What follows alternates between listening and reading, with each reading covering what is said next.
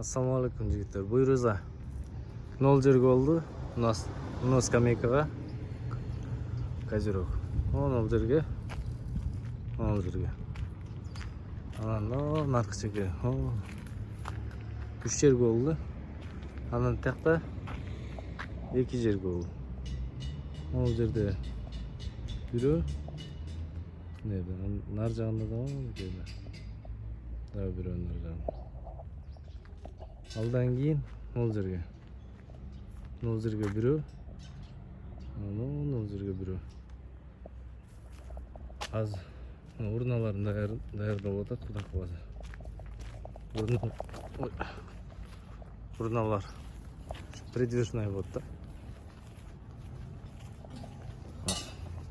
Любой момент жылдырып калаган жерге кое беребиз.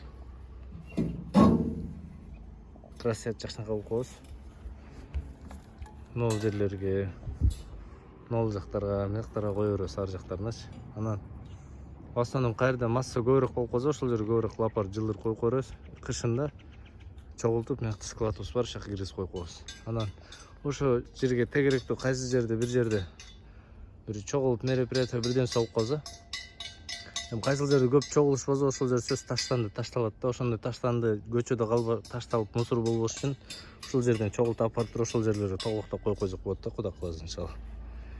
Шаарыбыздын тазалыгын сактоо үчүн буйруза. Ушундай ниеттер болуп атат. Ошого придвижной кылганыбыздын себеби ошол болот да. Бир жерге сайып коюп койсок, ал постоянно ошол жерде тура берет да, кыймылдабай. Мындай да. Ушундай жерлерге апарып, ар жерге апарып коюп, кайра чогултуп алып келип койсок боло турган болуп атат да.